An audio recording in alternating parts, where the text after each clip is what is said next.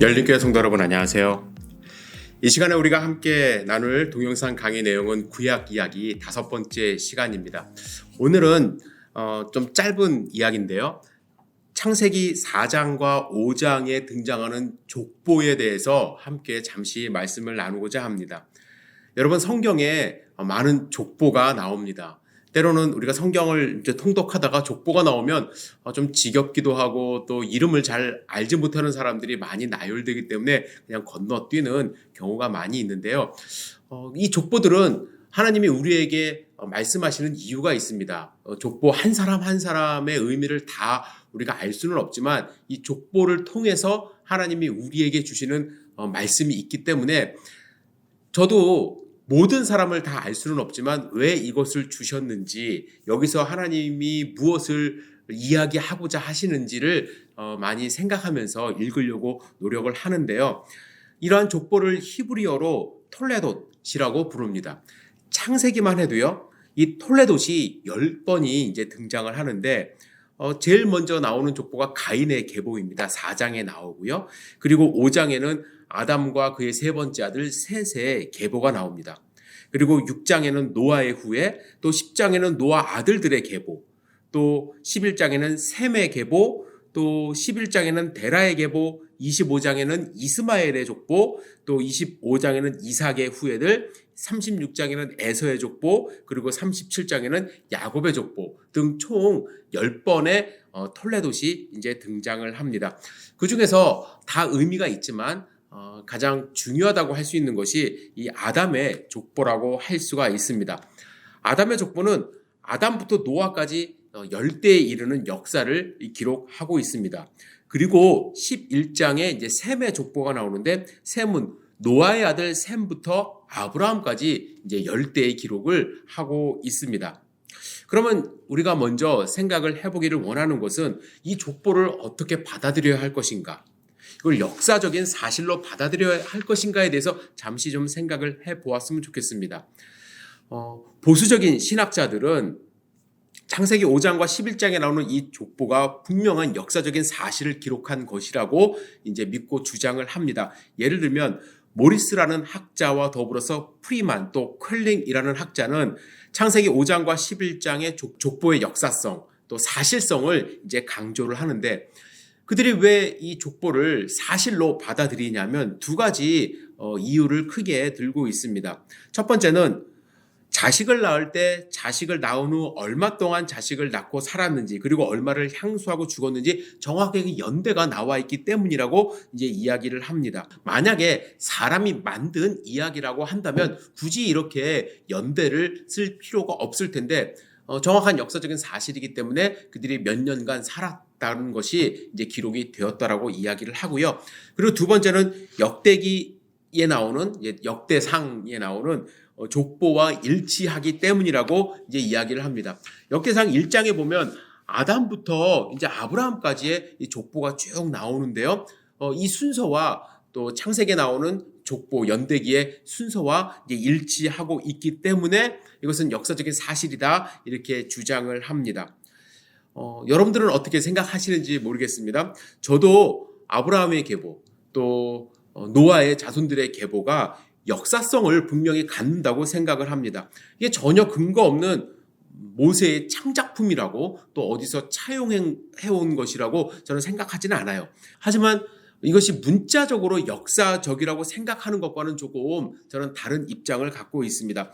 만일 이 계보가 인류의 전부 또 순서대로 이 사람들만 있는 역사고 또 이 사람들이 역사적으로 그렇게 살았다라고 한다면 창세기 4장에 지난 시간에 우리가 함께 말씀을 나누었던 가인이 만나했던 사람들은 누구인가에 대한 설명이 이제 명확하게 되질 않습니다. 그리고 현대 과학에서 이제 증명하고 있는 인류의 연대를 이제 설명하는데 괴리감이 생기기 때문에 그렇습니다. 그래서 저는 이 족보를 읽을 때, 계보를 읽을 때 우리가 이것이 역사적인 사실이고 몇 년도에 이렇게 되었다라고 생각하면서 사실을 증명하려고 성경을 읽는 것보다 그 안에 하나님의 뜻이 있음을, 하나님이 왜 이렇게만 모세를 통해서 우리에게 알려주셨는지를 발견하면서 읽는 것이 더 중요하다고 저는 생각을 합니다. 역사책으로 또 과학책으로 성경을 읽어서는 저는 안 된다고 생각을 하고요. 하나님의 뜻을 알려주시는 데는 저는 부족함이 없다라는 생각을 하면서 이제 성경을 읽고 또 그 의미를 받아들이는데 최선을 다하고 있습니다. 그러면 하나님이 창세기 4장과 5장에 나오는 이 족보를 통해서 어떠한 말씀을 우리에게 주시고 싶으셨는가? 하나님이 의도하시는 것은 무엇이었는가를 생각을 하셔야만 합니다. 먼저 창세기 4장에 나오는 가인의 족보를 통해서 하나님은 인류가 하나님 없이 살아가는 이 계보가 분명히 있다는 것을 먼저 알려주시는 것입니다.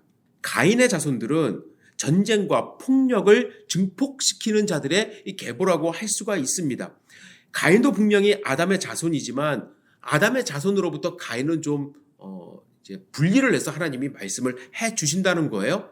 그 이유가 분명히 있다는 것입니다. 왜냐하면 그들은 경건하지 못한 자들, 하나님 없이 살아가는 자들이었기 때문이죠.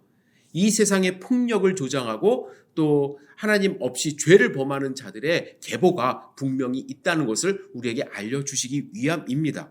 반면에 아담이 세 번째 낳은 셋으로부터 이어지는 계보는 경건한 자들의 계보라고 할 수가 있습니다. 물론 이들이 죄를 완전히 범하지 않았다는 의미가 아닙니다. 그러나 그들은 하나님을 두려워했고 또 하나님을 경배했던 사람들의 계보를 우리에게 주심으로써 하나님은 그들을 통해서 구원의 역사, 구속사를 이루고 있음을 우리에게 보여주시기 위하여 또 다른 계보를 우리에게 말씀을 해 주시는 것이죠. 조금 있다가 이제 말씀을 또한 드리겠지만 셋의 계보 가운데는 에녹이 나오지 않습니까? 에녹은 하나님과 동행하다가 죽음을 보지 않고 하나님께 간 자이고요. 노아가 나옵니다. 노아는 당대의 의인이라고 불려진 인물입니다.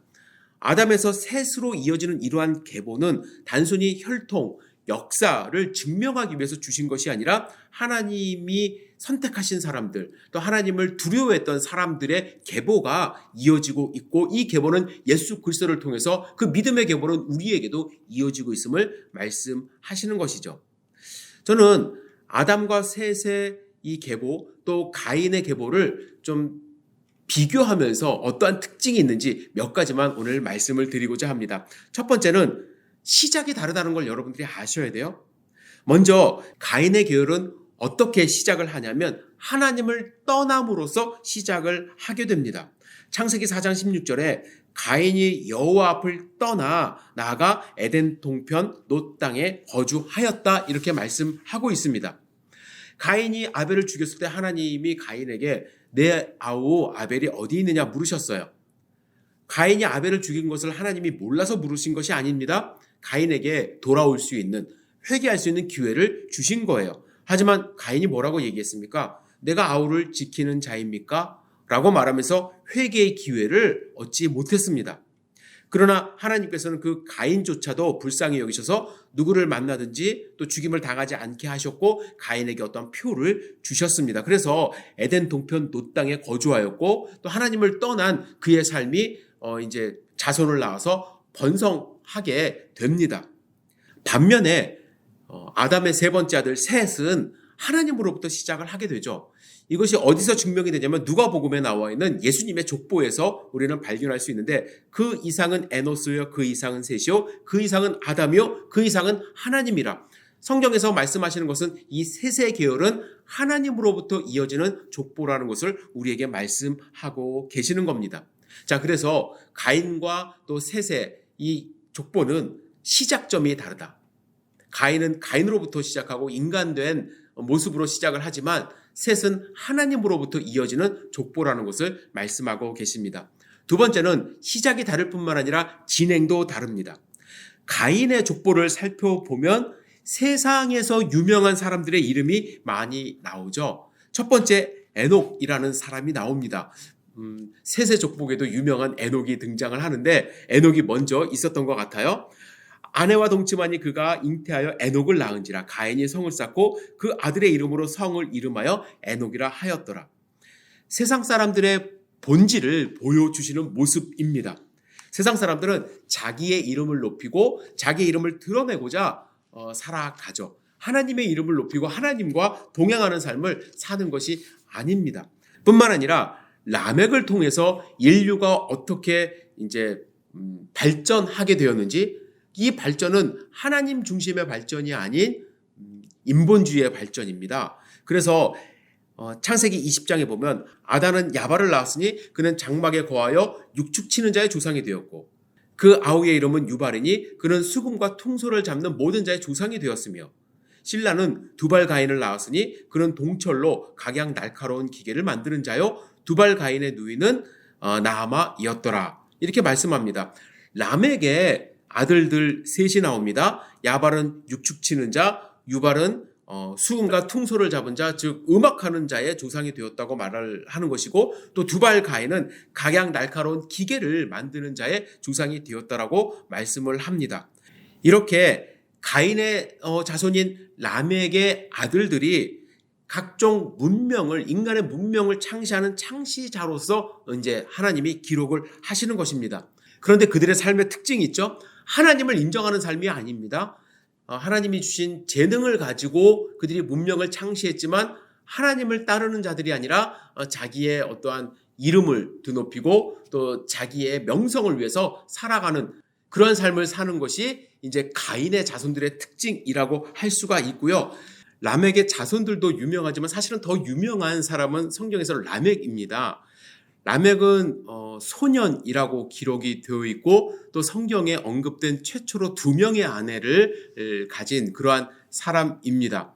그런데 그가 유명한 것은 칼의 노래라고 이제 유명한데, 나는 나에게 상처를 입힌 사람을 죽였고 또 나를 상하게 한 소년을 죽였다라는 표현이 이제 성경에 나옵니다. 그는 자기가 받은 상처로 인하여 쉽게 사람을 죽였고 또 소년까지도 죽인 그러한 사람으로 표현되면서 상당히 좀 잔인한 사람으로 성경에서 말씀을 하고 있습니다. 그 이야기는 가인의 후손들이 인류의 문명을 만들어내고 또 인간적인 어떠한 캐릭터를 드러내지만 가장 두드러지게 드러내는 것은 죄성, 하나님으로부터 멀어진 사람의 모습을 본격적으로 이제 하나님과 멀어지게 되는 모습을 보이는 것이 이제 가인의 후손들의 모습이라고 할 수가 있습니다. 반면에 셋 계열은 세상적으로 유명하지는 않았습니다. 무슨 음악의 조상, 무슨 기계의 조상, 이런 조상들이 성경에 나와 있지는 않습니다. 그러나 특징이 있는데 그것은 바로 하나님과 연결된 삶을 사는 사람이라는 것을 계속해서 보여주고 계십니다. 첫 번째 우리가 알아야 될 사람은 에노스입니다. 창세기 4장 26절에 셋도 아들을 낳고 이름을 에노스라 하였으며 그때 사람들이 비로소 여호와의 이름을 불렀다 말씀을 하고 있습니다. 에노스라는 이름의 뜻은 깨지기 쉽다, 병들다 라는 뜻을 갖고 있습니다. 에노스가 실제적으로 병에 걸렸던 사람인지는 알 수는 없지만 인간의 모습이 그렇다는 거예요. 그러나 그들이 하나님을 부르기 시작했습니다. 하나님을 의지하기 시작했다는 것이죠. 그래서 하나님은 셋의 계열의 자손들은 라멕처럼 사람을 죽이거나 또 그의 후손들처럼 위대한 문명을 만들어내는 것을 하나님이 원하시는 것이 아니라 하나님의 이름을 부르며 하나님이 원하는 삶을 살기를 원한다는 것을 또 족보를 통해서 보여주고 계십니다. 뒤에 보시면 에녹이 등장을 하죠. 창세기 5장 24절에 보면 에녹이 하나님과 동행하더니 하나님이 그를 데려가심으로 세상에 있지 아니하였다 말씀을 합니다. 동행했다는 것은 하나님과 같이 걸었다라는 거예요. 그런 늘 하나님과 같이 걷는 삶을 살았고요. 365년을 이 땅 가운데 살다가 하나님의 부르심을 받고 죽음을 맛보지 않고 하나님께 올라간 사람입니다. 여러분 이렇게 가인의 자손들과 또 셋의 자손들이 좀 많이 다르다라는 것을 여러분들이 아셔야 돼요. 하나님은 이 두 족보를 통해서 하나님이 원하시는 삶을 무엇인지 우리에게 분명하게 보여준다고 할 수가 있습니다. 그리고 마지막으로 두 족보를 비교해 보면 마침이 다르다라는 거예요. 끝이 다르다라는 것입니다. 가인의 계열을 볼 때 그들은 언제 죽었는지 그 기록이 전혀 나와 있지 않습니다. 그래서 하나님이 말씀하지 않으세요. 가인이 언제 죽었고 또 그 아들 에녹이 언제 죽고 또 그 손자 이랏이 언제 죽었는지 성경에 나와 있지 않습니다. 이것은 어떻게 보면 대저 의인의 길은 여호와께서 인정하시나 악인의 길은 망하리로다.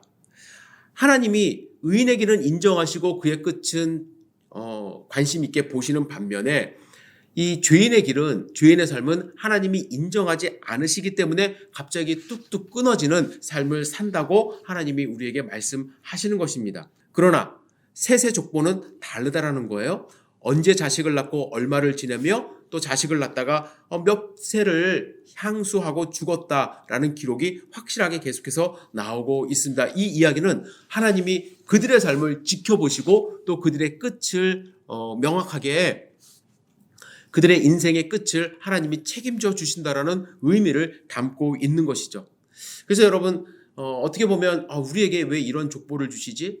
왜 이러한 계보를 우리가 알아야 되지? 라고 생각하실 수도 있지만, 이런 계보 속에서 하나님이 우리의 삶이 어떻게 되어야 되는지, 우리의 삶은 어떠한 모습으로 하나님께 다가가야 되는지를 분명하게 보여주고 계십니다.